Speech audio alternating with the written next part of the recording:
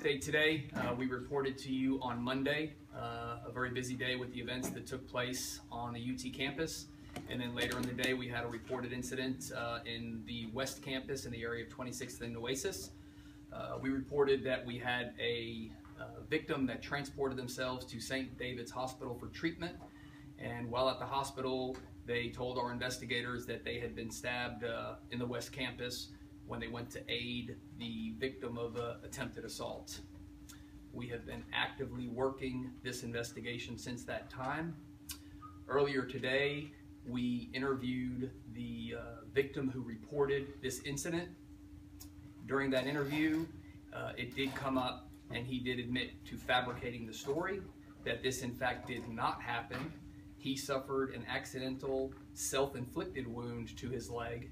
He transported himself to the hospital for treatment, and then realizing the expense of the medical bill might pose, he decided to link this to the attack that had took place on UT campus earlier in the day.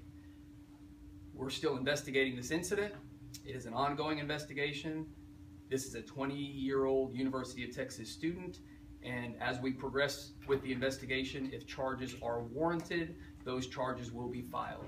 We are currently looking right now at the offense of false report to a peace officer, but again, it is still an active investigation.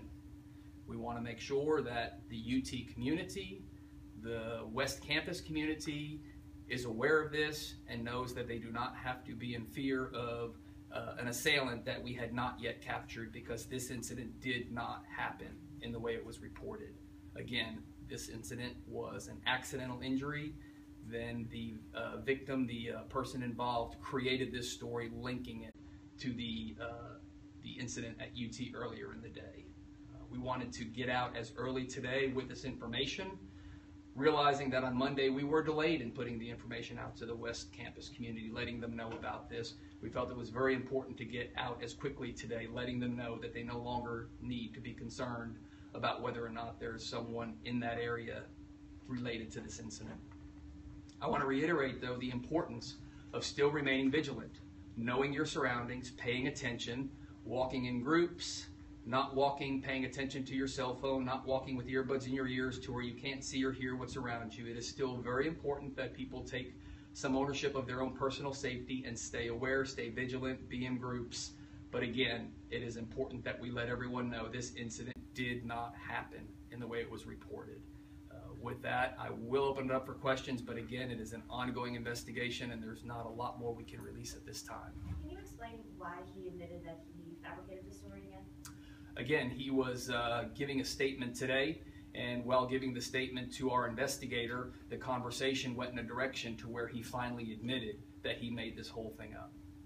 What was his reaction when he finally admitted that? I wasn't in the interview room, so I don't know. He said it had something to do with the hospital bill, though? Correct. He said that after suffering the self-inflicted wound, he applied the tourniquet and he had someone take him to the hospital, and then realized either while en route, either pre-planning it, or once he got there, he said that due to the expense he was likely going to incur for the medical treatment, he chose to create this story linking it to what had happened earlier in the day on campus. Do you know how that wound happened? He was playing with a knife and he accidentally cut himself.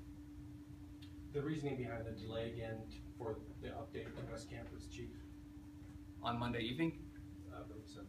Yeah, we went over that Monday. We just didn't realize at the moment. We were so focused on all of the events of the day that took place Monday, but we should have been more sensitive to the concerns in the West Campus community and the UT community as a whole, and letting them know that what we thought at the time was an incident that now we know was not an incident. We should have brought that forward sooner.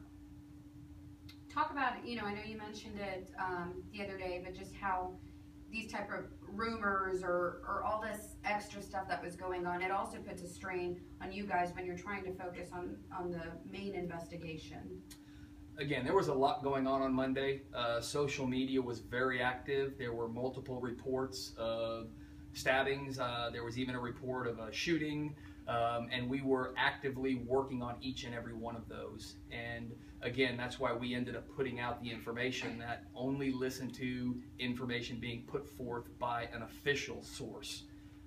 And so anytime something like this happens, you know, we understand the community's concern, but we really need to try and rein in all of the social media panic that takes place, because it just does put an additional strain on the resources and takes away from our focus on the incident that we're dealing with.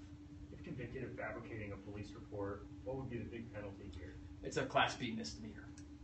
And this student was a UT student, right? Yes, he is. Do you know if the fact that he fabricated this story, do you know if that was connected to the delay at all? If maybe detectives heard his story but didn't believe his story? No, you know, even if we think someone's story in the beginning is questionable, we don't question our victims. That just leads you down a bad path. I think we realized very early on that there were some things that we needed to clear up, but we could not say that it was not an accurate account, and we never want to be in a position where we make an early assessment and not believe someone's account and not put out information and then find out that we were wrong. We just failed on Monday to put it out because of the reasons I've already elaborated on. I will not make an excuse and say that it was because we had any concerns about the veracity of the report that he had given. You take a question about Officer Coleman Martin, sir? No, we're not here to talk about that today, thank you. So that statement was given today? Yes, it was. And have you identified that person?